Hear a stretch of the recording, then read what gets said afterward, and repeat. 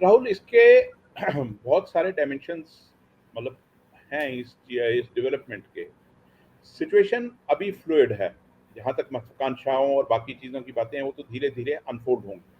पर हाँ, इस देश की राजनीति में फिर एक बार एक बदलाव आया है।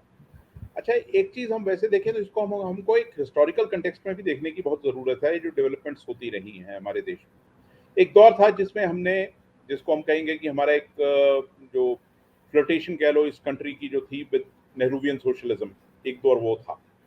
उसके बाद फिर हमने देखा कि जो एक दौर वो भी आया कि जो ये सोशलिस्ट पार्टीज जो हैं इनका मजबूत होना, यूपी और बिहार जैसे स्टेट्स में वो दौर आया। फिर हमने मंडल का दौर देखा, वो भी इसका एक पहलू ही था इस प्रोसेस का। मंडल का दौर जो था वो कास्ट पॉलिटिक्स जो थी, ओबीसी और बाकी कास्ट की जो पॉलिटिक्स थी वो डोमिनेट कर रही थी उस दौर में। उसके बाद फिर हमने कम्युनल पॉलिटिक्स का दौर देखा, जो कि चल रहा है अभी भी।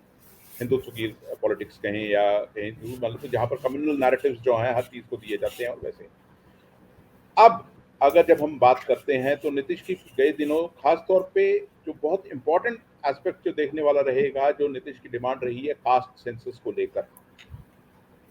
तो सवाल ये उठता है कि क्या ये मंडल 2 की एक दस्तक है? एक चीज़ वो है।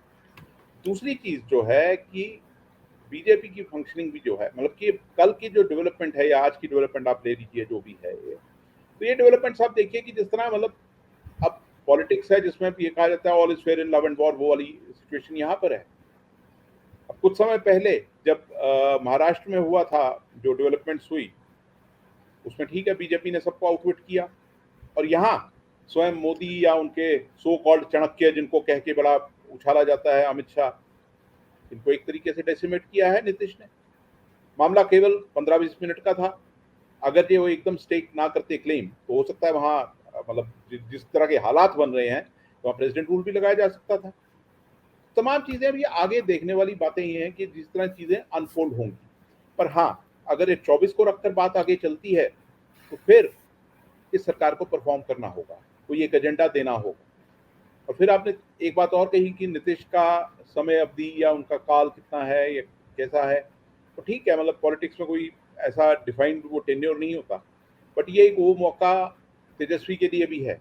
अगर वो अपने आप को प्रूव करते हैं तो बिहार की राजनीति में आगे क्या उनकी मतलब वो रहेगी, रोल रहेगा बिहार और नेशनल पॉलिटिक्स में, क्योंकि हमारा दौर तो वही कोएलिशन पॉलिटिक्स के दौर से हम गुजर रहे हैं। ये चीज़ है। पर सबसे इंपॉर्टेंट चीज़ ये है कि बिहार कोई छोटा राज्य नहीं है। बिहार में एक चेंज आना और उसके इफेक्ट क्या होते हैं बाकी स्टेट्स पर आने वाले समय में, मतलब कुल मिला के मैं तो ये कहूँगा कि हम लोग बहुत एक इंटरेस्टिंग दौर से गुजर रहेंगे अब दोबारा। अब देखना है कहाँ तक गाड़ी जाती है। फिलहाल इतना ही कहूँगा। और आप हमसे जुड़े रहने के लिए सब्सक्राइब करें YouTube पर, फॉलो करें ट्विटर पर और लाइक करें Facebook पर। और ज्यादा जानकारी के लिए आपको टाइप करना होगा सिर्फ न्यूज नशा।